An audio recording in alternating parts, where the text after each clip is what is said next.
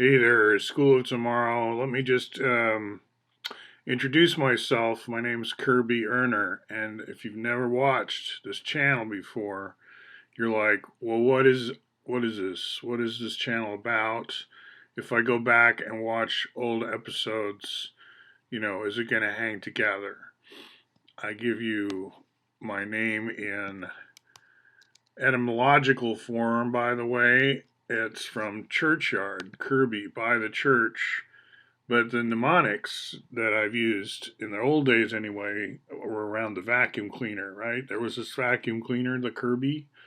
They actually sold one or tried to sell one to me one day. It got real close to doing so. In fact, they were so convinced they'd made a sale that they went off to do another one and came back to conclude the sale. But in the meantime, my wife had come home and tried to pick it up, and she's like, I'd never use this, it's too heavy. And the bubble burst. It's like something went pop. Whereas I had just been willing to spend hundreds on this thing, not thousands. They would have taken thousands if I'd been into it. What I really want to do here, though, is okay, answer my own question about what this is about, this channel. We have a lot of artifacts. This looks like a soccer ball, and indeed the Adidas people came by when there was a whole museum exhibit on this particular artifact and its relatives called flextegrity. And that relates to another technology. This is called tensegrity, which we associate with Kenneth Nelson. And this is an original Kenneth Nelson work called Barrel Tower, because he gave it to me as a gift because I had, as a volunteer, done his first website, Kenneth's. And I made it clear about his grievances that he had with Bucky Fuller, and I was also doing the Bucky Fuller website, so I understood the conflicts pretty well. And so then I have a lot of toys, and I used to work with Carrie and Stu Quimby of Design Science Toys. They're in Tivoli, New York for a while. I have more toys in the back. I'm not going to show you everything I have, but my format is to sort of go through this geometry a lot and then have cutaways to where I'm actually like holding things and talking through. And that's very simple format. And then I'm really into place-based. We branch out and look around Hawthorne, my neighborhood asylum district, it's called. Used to be a mental asylum, a big one here in this neighborhood, and it was like under contract for the whole state of Oregon. It was like the state of Oregon's first mental hospital. And this state is kind of known for its mental hospital system because of what? Because of Ken Kesey and One Flew Over the Cuckoo's Nest. Also a famous movie, which Ken Kesey didn't like, I'm told, by or starring Jack Nicholson. Anyway, this is pictures from my neighborhood. And why I do this is, in part, I'm definitely seeking to inspire imitators. I'm saying, hey, this would be within your budget too. If you can, make YouTubes, include your neighborhood. Give us a sense of who you are. I found it interesting that on this rack of toy cars, they're all kind of featureless and they're all ordinary looking cars, you could say, until there's just this one that stands out, and it has USA on it, and it has the hole for the gun turret. It's like the military vehicle, that's the USA one, whereas everyone else is a civilian. Kind of an interesting use, and that's related to the GrunchNet stuff, which is Bucky Fuller's coin. Bucky Fuller is behind this geometry we're talking about. Now, Sam Lanahan invented this C60, and so I was putting him in line after Bucky Fuller, whom he worked with, on Wikipedia. He said he didn't need to be part of that august group on Wikipedia, but let me show you what I'm talking about. Last two videos, you can go back and take a look also, because one of our topics here has been recent editing to this page. And so I'm talking about this paragraph down here. I saw Sam Lanahan in there because of Flextegrity, but he was like, eh. And anyway, there's no way to make a complete list here. So in a way, it's good to have a prominent person not on the list because we're just trying to give the flavor here. It's just a small summary, right? It's a Wikipedia article. It's like a postage stamp view. Now, my agenda is a lot about let's just establish that synergetics isn't total kooky crack pottery. And to that end, I explain the concentric hierarchy in great detail. Back to the toys, I get into what the A and B modules are, the might, sight, right, kite. Space-filling tetrahedrons becomes a topic, and unit volume tetrahedrons, tetravolumes. And once we establish that, we kind of get, oh, Fuller is not a kook. And he wasn't also just scheming all the time as to how to stay in the limelight by picking up other people's ideas, not giving them credit, and popularizing those ideas as his, and thereby coming off as some kind of faux genius. See, that kind of smear campaign against Fuller hollowed him out to some degree, and to restore Bucky as a legitimate subject of American literature, for example, to put him back not on a pedestal, but at least at the table, we have to restore his reputation, and to some extent, the way we do that is we make synergetics up to par, right? Don't undersell it, don't sell it short. For whatever its flaws and for however obscure it still is, I'm showing through ample demonstration, we could say, that at the hardcore, it has some serious, interesting, innovative thinking that we should be perpetuating. And when I talk that way, I'm usually talking about a table like this, concentric hierarchy, which also isn't complete and isn't all that intelligible, like it's not visual. It's right, it's just a table. Now, it's kind of implying that I make all my own graphics. That's not true. I make a lot of the graphics, but I did have understandings and collaborations through the years with other talented artists, more talented than I, and with better equipment. So different overlapping skill sets. So for example, this A and B modules, which I've put in the Commons, was actually originally by a guy named Richard Hawkins. And that brings me back to the Grunch page. See at the bottom of grunch.net, where we talk about whatever did happen to that USA we love. Well, there's this whole video called Clocktet.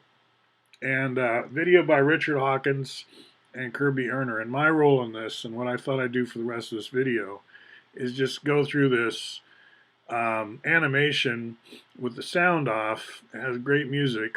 Might play a little of that. Anyway, and talk about there you get the music there. I'm trying to make it big. Full screen is unavailable. Hold on. I definitely want full screen. What do they mean it's unavailable? I can't use that.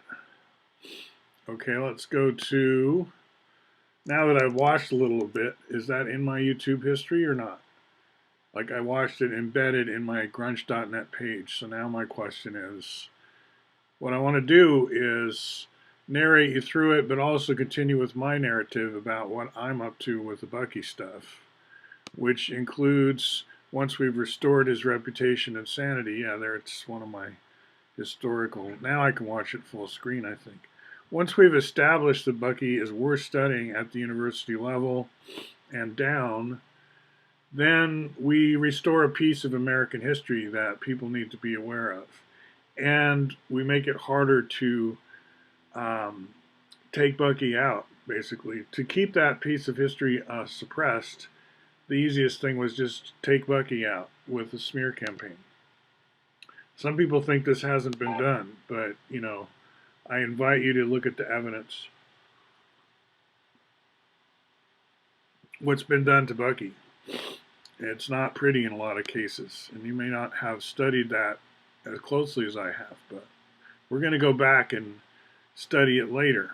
Okay, together we can look at more of that. So here we go, sound off. So Richard Hawkins, he had access to like SGI, Silicon Graphics, as did Kenneth Snelson. Now the resolution of this isn't all that great, is it? There's my name going by. I just stopped it. Kirby Erner, right? So I'm proud of that we worked together, but he did all the graphics. All I did was send storyboards, narrative storyboards that he incorporated, so it was a collaboration in that sense. We didn't even talk on the phone, it was basically email. But what we're seeing with ClockTet is the difference between 90 degrees and 60 degrees as expressed by how the hands on a clock are pointing at 2 o'clock versus 3 o'clock, right? At 3, at exactly 3, you got the big hand pointing straight up, like there. So you get a 90-degree angle, and that's a good basis for an octahedron. 3 intersecting squares, right? 3 times 4 is 12. 12 edges of a octahedron. And so we're kind of taking it apart, putting it together, the octahedron, and there we have the cube octahedron.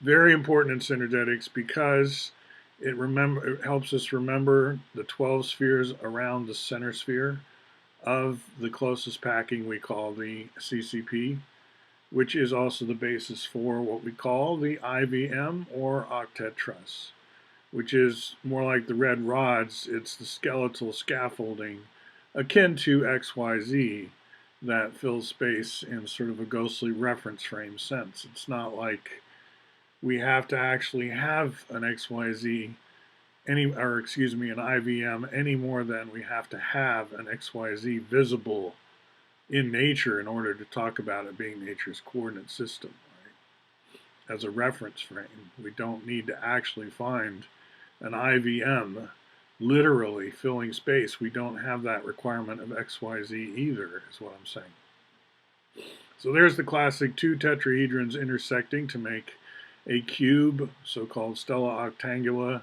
And now this is interesting. We kind of inverse bulge the octahedron, or excuse me, the cube face centers. We push them in and we push them out. And this really helps with getting the rhombic dodecahedron into the picture and explaining how rhombic dodecahedron actually do fill space without gaps. They bulge into the neighboring cubes in like an XYZ system. Like an XYZ, if you leave every other cube blank, you could say, and then take the filled ones and put, half octahedron on the faces of each of them, that bulges into the neighboring empty cube space. Then you've got your basics for understanding how rhombic dodecahedra fill space, as we see here, with the sphere inside of each one. And basically this is sort of the 5th grade kind of foundation that we would inject retroactively into any adult psyche that wants it. Like if you want to pick up all this stuff and have it sort of in your bones and have some simple numbers to go with it, like the volumes of, like the volume of this rhombic dodeca is 6. We can give you that, I think, very efficiently. We're talking minutes or maybe an hour. I don't know. We're talking reveries in coffee shops. We're talking a new kind of coffee shop maybe, where you can gamble for good, right? If you win, you can donate your winnings to the World Wildlife Federation or something like that. I have this whole blog called Coffee Shops Network, which is, okay, this is this is the famous jitterbug transformation. Now, Richard had some trouble getting those sticks to actually all share exactly the same vertex, but it's doable. And then we're back to the beginning, basically. It's the refrain. And if you listen and hear the music that goes with this, there were some happy synchronicities. He said, he didn't really plan some of these coincidences of music and dance, but it just happened. We lucked out. It's been out there a long time, this cartoon. In fact, where I used it, was at the centennial Bucky's 100th birthday. Of course, he didn't live to see his 100th birthday, but um, Peter Meisen and the Genie group took special responsibility for organizing this conference. Let me end with a link at least. If I can find that quickly, Genie won at my site. So let's see, grunch.net/synergetics, uh, genie1.html, genie1.html. Let's see. I've talked about this a little bit before, but this was a pretty well attended event. We took over the whole of San Diego in a sense because there were exhibits all over town, but Balboa Park in particular. And there was a little building in the middle of Balboa Park where there were frequent screenings of a famous movie about Bucky by his son-in-law, right? The Snyder film. And here's some of the people who were there, gave talks. And I got that little Grunch, or I got that little Richard Hawkins cartoon screened as kind of the cartoon before the main feature. You know, I got right there in the photo booth and talked to the camera or the people who were directing this whole operation and told them what I had and what it was, and they gave it a shot, and yeah, it was good. It was fun. People liked it. So I even got to verbally address the group, I think, a couple times about what they were about to see. So you can see I've been really into this stuff for a long time.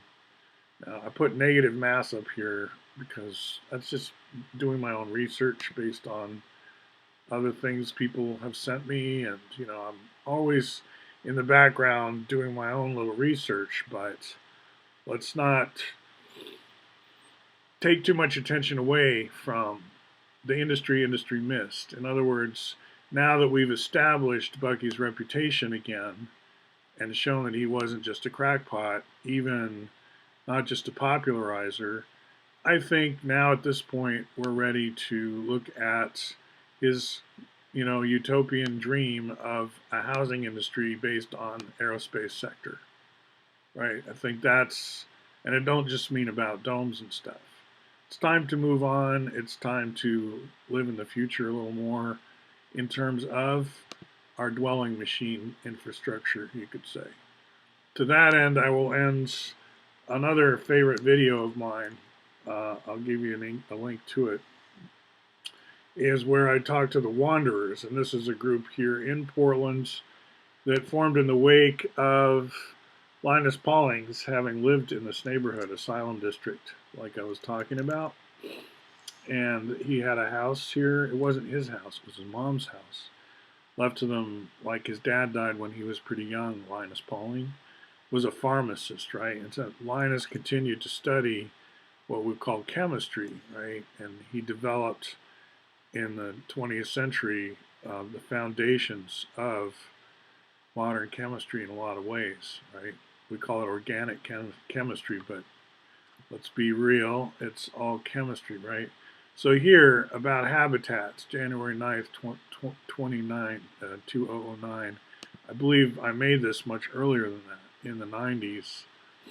I address an audience in the Pauling house of my friends, the Wanderers, and we talk about Fuller's vision, we talk about Jay Baldwin, and so I'll leave a link to this one also in the description below so you can get more of the big picture of how all this stuff fits together, right?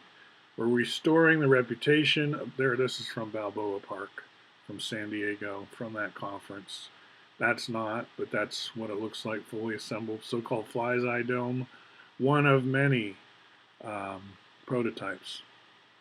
We want to get back to this thread, and we want to do it in a big way by bringing with it a lot of this geometry that's interesting and not just crack pottery and should be shared, I would say, in your average, say, American public school. And to the extent that it's not being shared, you can be sure that your schools aren't really being controlled by our best interests, put it that way. All right, have a good talk, or have a good time rest of your day, and Hope this was useful.